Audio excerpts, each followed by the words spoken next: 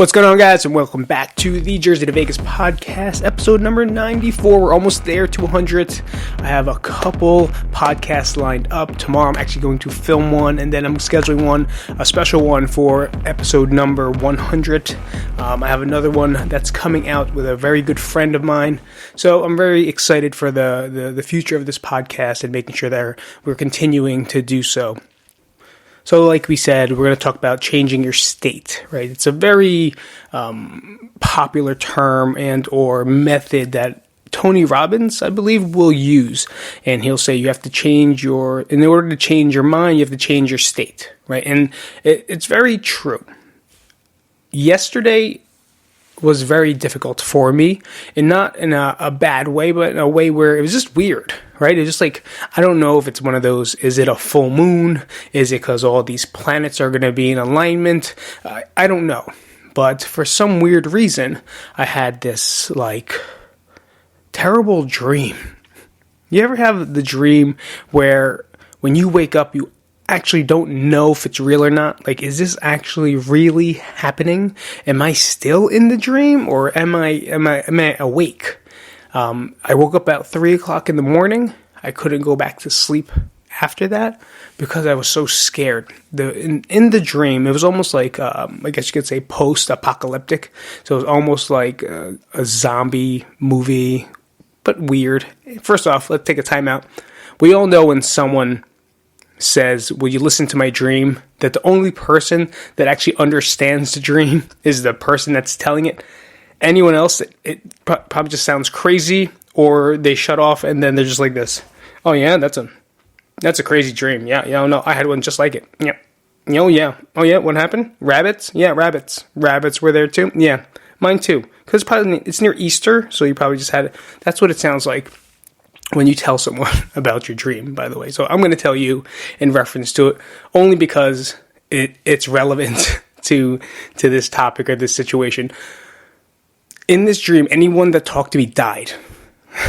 And it wasn't just anybody. It was people that I know, right? It's people that I'm close to. Like, my brother died. My father died again. My mom died. My kids died. Everyone was dying because of me. And it was very weird. And then, of course, there were some weird people that were inside it. They were just dying. But they weren't turning into zombies. No one was coming back to life. No, they just disappeared. And it was like I got that feeling into my body, into my soul. Like, I felt it. And when I woke up, I was actually scared. Like, I just wanted to go to the bathroom and take a pee-pees. And the closet door was open. I had to run to the closet and close it. And then continue to pee and turn on all the lights, because it's a nightmare. But after that moment, I couldn't shake it. Like, I couldn't shake it at all. It was really difficult for me to do so. So I started going into my normal, my habits that I do in the morning. I took a cold-ass shower. I went into the shower and just turned it on cold, which for Las Vegas, it actually comes out pretty decently cold. When I was in California, that shit was way colder for sure. But this one was decently cold, I'm not going to lie. And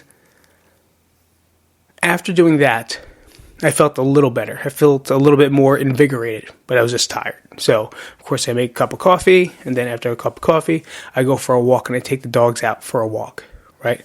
As I go taking dogs out for a walk, it just felt like someone was watching me the entire time. It felt very creepy, very irritable.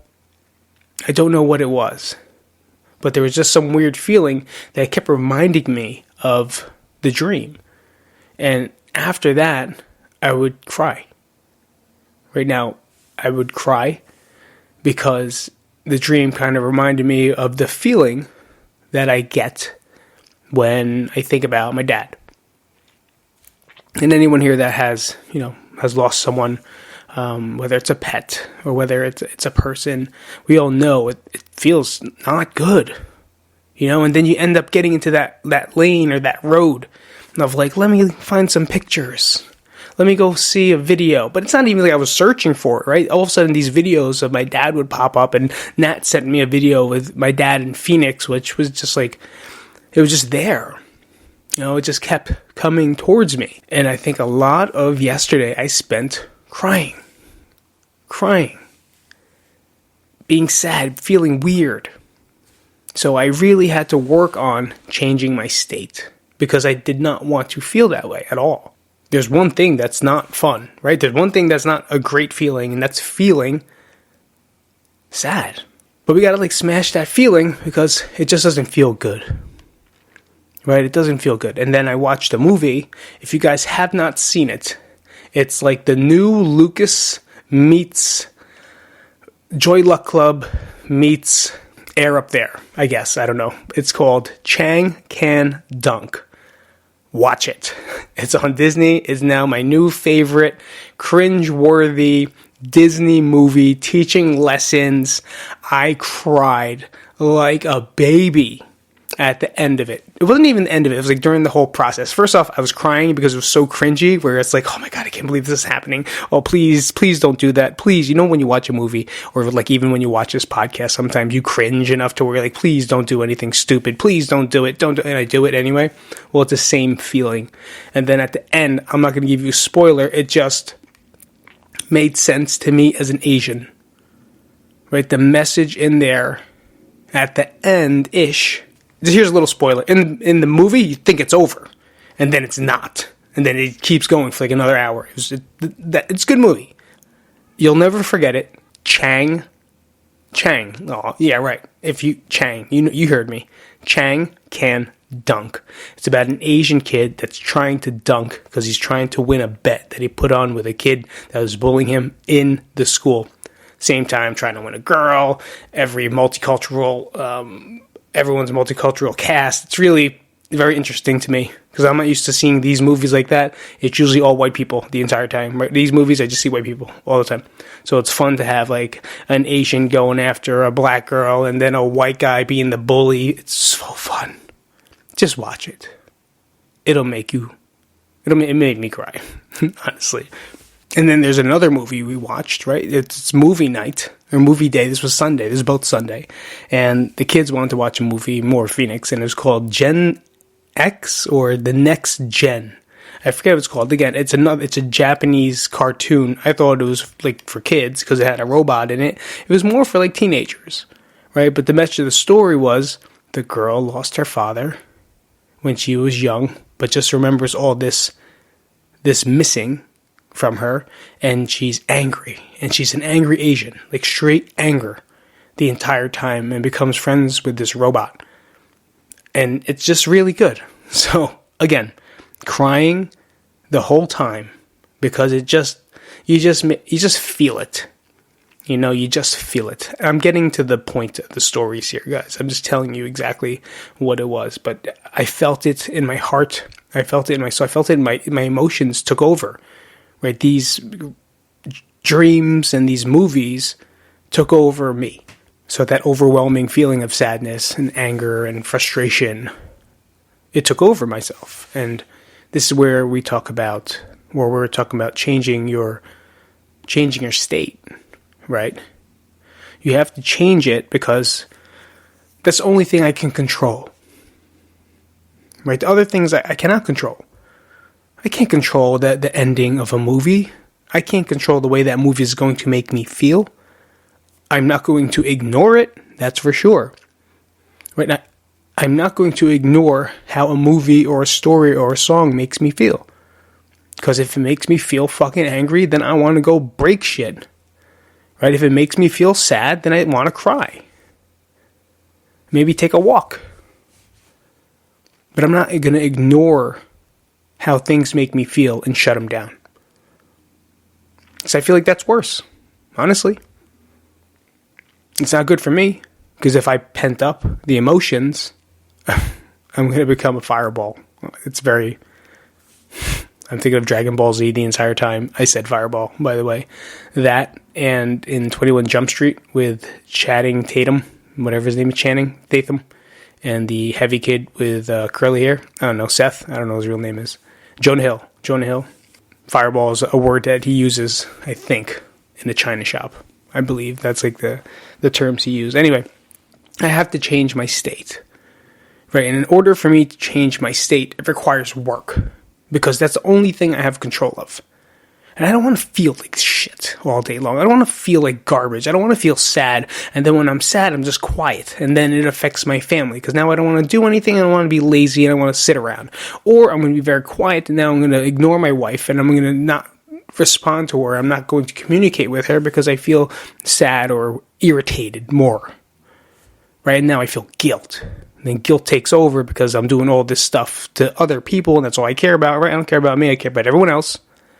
So guilt sets on because I did not do the right thing. So instead, I change my state. How do I do that? Number one, I take the fucking cold shower. I don't care how hard it is to do. I jump in there with no clothes on, obviously, and it's very cold. And appendages that you have as a male shrink very, very small. What does that even mean? I'm not cutting that out. That's fantastic. And then...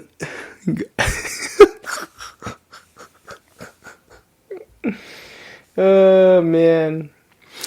And then I'll get my coffee, and then I'll start moving, right? And that's what I did. I started moving. I got out, I walked the dogs, even if it was pretty cold out here. Last year it was 86 degrees. Today it's 50. It's very weird. Last year was 86 degrees Fahrenheit. Today it's like 50 to 60 degrees. Still not bad, but it's a little chillier than I expected it to be. And I walked out there with the dogs, but I do it to get my heart rate going. I do it to start moving. Once I was done, I did not want to work out, but I did. I did.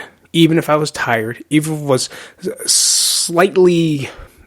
still loopy, I guess you can say. Loopy? I don't know if that's the word I'm looking for. I would have felt like I'm on a cloud. And I just set a timer, and I just moved. Right? The broken foot is done. Feels a little better, so I went outside, and I kind of did like a light jog. Like you would call it fast walking. It's kind of what it looked like to me. So if my neighbors were awake at 4 a.m, they would have seen the Asian guy doing some fast walking outside. And I did intervals of 1 minute and then 1 minute of regular walking. And then I would go inside and then do some, what I do. I picked up the dummy, did some squats. I did some step over swings. I did something else I did in there. It wasn't too crazy. I don't remember. Maybe shadow boxing? I don't remember what I was doing. But it didn't matter, right? The main thing was to move for 30 minutes. And that's where we get lost, right? This is where we get held up in things. Whereas I'm not doing this exercise to lose weight, right? I'm not doing this exercise to burn some fat. I'm doing it to feel better, right? I'm doing it to make sure that I'm doing something to change my state of mind. And for me to do nothing about it, nothing is going to change. I'm going to end up staying mad, angry, sad, frustrated, whatever it is. That's not the emotion that I want to feel. Those are the emotions that are going to happen because I can't control what those things, those other outside forces were doing to me. But I can control my output. I can control how I'm going to start feeling. I can control what I'm going to do to change that state of mind. And for me, movement is it, right? Movement, exercise. If you take that away from me, and when you do, and anyone in life takes exercise away from me, it's very difficult. It's very hard for me to function. And you can't take exercise away from me because movement matters, right? To me, movement matters. You see these hashtags, mental health matters, men's mental health matters. There's got to be another one where movement for men's mental health matters. I don't know, whatever, it's gimmicky. But you got to move. You have to do something. But you can't do it in the state of mind where like, oh my God, I'm going to do this to lose weight. I'm going to do this to burn fat. No, how about you just do it to feel good? Because I feel like that's more important. Because I know a lot of skinny people and in shape people and lean people that are miserable, right? So changing the mindset of what you're doing and how we're doing it doesn't have to be, and trust me guys, I do the same shit. I am the same person talking to this microphone. Or if that workout wasn't hard enough, then what's going to do it to burn this amount of calories for me to feel better about myself because I hate myself anyway? I'm trying to change that mindset, right? I'm changing my state. My state before was not good. Okay, it was sad. I have to get out of it. And if that means doing arm circles, hip twists, some marching in place, that's movement. And the thing is, I think a lot of you people that might be listening that don't work out feel very intimidated by exercise, feel very intimidated by working out, very intimidated and self-conscious of things that people may say to you or about you for you trying to improve yourself, which is true. Right? I'm not going to say they're not going to. They're gonna. Right? It's fucking humans suck. And we're going to make fun of someone regardless, depending on where you are. But we can't control that part. Right? We can't control what other people are thinking. We can't control what other people are going to say. I used to say fuck the world because the world fucked me. I say fuck you, and fuck you. Because I'm trying to take care of me. I'm trying to make me better. Because if I'm not better, no one's going to be really good in this house. Movement matters. I literally filmed my workouts the other day where I just moved and I did stuff. I was like, you know what? Maybe someone might like this little workout, or just give them something to do. If you want something to do, fucking comment, email me, text me, whatever it is. Let me know. I'll send it to you. I have no problem sending workouts to people. I have thousands that I've developed and filmed and produced since 2008. Different variations. They're not going to be great because it used to be cool when it was just like a flip cam. Now it's so intense. This whole production now has to be this way. What happened to remember flip cam? So fun. It was so easy. Remember that thing? Oh, record. There it is. It was so simple back then. You put USB into your computer, upload it, no editing. It didn't matter. There's Blair Witch Project all over. No. But you have to advance with the times. So if you want it, just let me know. I'm here for that. I'm here for you for that. But I know most people that do listen to this podcast know that working out is important. But do it for the reasons for yourself. Do it for the reasons that make you feel good. Because I've definitely linked and definitely related working out for the wrong reasons. I did it to punish myself. I did it to make sure I get hurt. I did it so other people would like me. I feel like that's the first time I've ever said that. Because I care if I have a six-pack. You'll never see me take my shirt off because I'm afraid of what people are going to say. And they're going to say it because I already know my insecurities. Right? And if someone calls me out, and someone did one time, fucking it sticks in your brain, right? It sticks in your brain. There it goes. Or now that I'm getting older, I'm losing muscle tissue. So now I'm getting the old guy body, which is weird. Hey, I'm not that guy. Like, remember, I don't know if you can relate, but when you wrestle and then there's a coach and he's over 40, maybe into his 50s, they used to have more muscle in the day. But now you start to see them with their shirt off and it's starting to get a little saggier, a little different, or not as dense. I'm starting to feel that way. And now it's making me more self-conscious. Right? But I would use exercise and intense dieting to create a person that people will like, even though people really like me. And I feel like that's the first time I've said that too. But if you watch the movie Chang, Ken Dunk, you'll see the messages of maybe why it's so intense at times. Or why I've related food and exercise to being, or not even food and exercise, to being... I don't know. It became my identity. You know, I lost weight, I did this, I was good, I'm in shape, and this became me. But I always felt like I was never good enough. So, but at the end, it's super important, right? Movement is very important because it's going to change your state.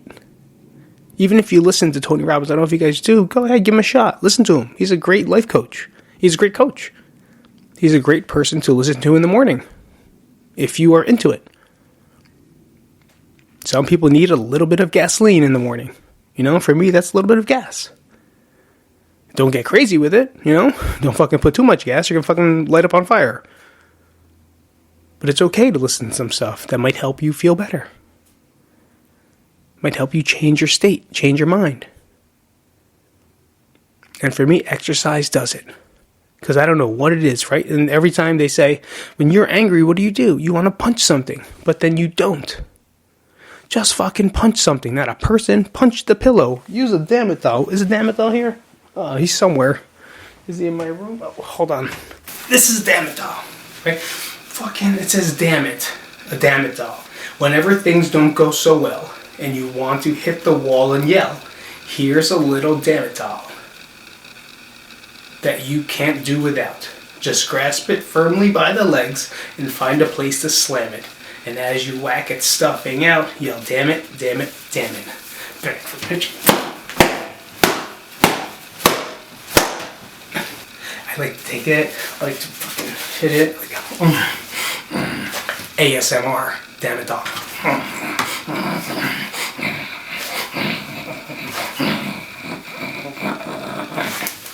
Squeezing it, squeezing it. If you guys don't know what ASMR is, Google it. Squeezing it. By my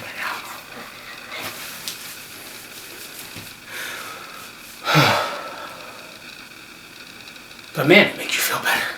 I'm fucking tired. It makes you feel better. People may make fun of it. People have no idea what this thing is. Right now, get on Amazon. I'll put a link if you want me to. Put a link down below somewhere. It's amazing. It's really cheap, but it's just nice to have to just squeeze. Everyone uses the squish balls. It does nothing to me. You know what I think about when I use a squish ball? Nothing. I feel like I'm playing my testicles. That's what it feels like, and I don't want to squeeze it too hard because it hurts, right? But this thing, I fucking don't like him. Like, I don't like him. I don't like his face. I don't like his head. I don't like his hair because he has hair. I don't have hair.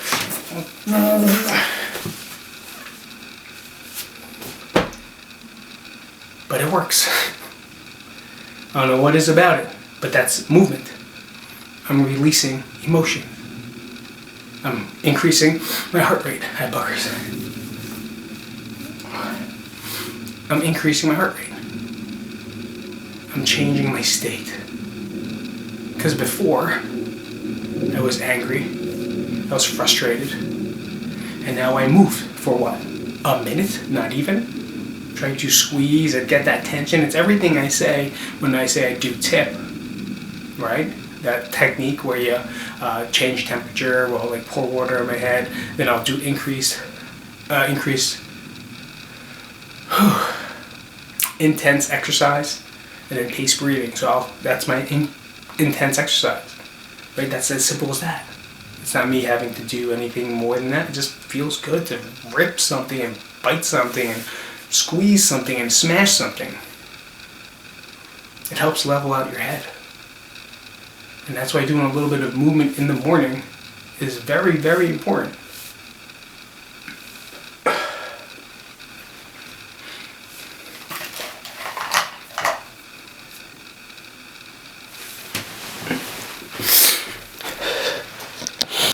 And finally, for the last thing that I do after the intense exercise or the light exercise or the movement in the morning is that I'll either meditate right after, or I'll go into not affirmations, but just listening to something better and positive and writing things down in a journal. There's different things that I can do. Do I try to keep it as structured as I can? Yeah, but sometimes you just don't want to do it. I don't want to force that. I don't want to force saying something. No, but I am grateful. And if that's the last thing that I do that. Because when I meditate, I just ask, and I ask for help, obviously, but I just talk about how grateful I am for everything that I have. Because I can easily be resentful. I can easily want more. I can easily ask for more, which is not bad. It's okay to ask for more. It's cool. Kind of gives you something to like work towards, you know, but when it's too much, you can't forget about the things that you already have. And for me, I'm just grateful for everything. You know, I'm really grateful for everything I have. And once I remember that, then maybe I'll go into thanking them for future things. And doing more. And doing others. Doing others? That didn't sound good. Because I can easily overlook the things in front of my face. I could easily walk through the door and not kiss my wife. I could easily walk through the door and not say hi to my kids. Depending on my mood. And that's not what I want. Right? That's not my goal. That's not my mission. people say, what do you want? I say, I want to be the best dad anyone could ever be. And that's it. Right? And I say, that's it. But then I want more. I want to be better. I want to give more. I want to do more things. But I gotta remember to be grateful for what I have. And I am. I'm very grateful for that. And I'm super grateful for you guys coming out and listening once a week for the past 94 weeks. Thank you guys for that. I do appreciate it.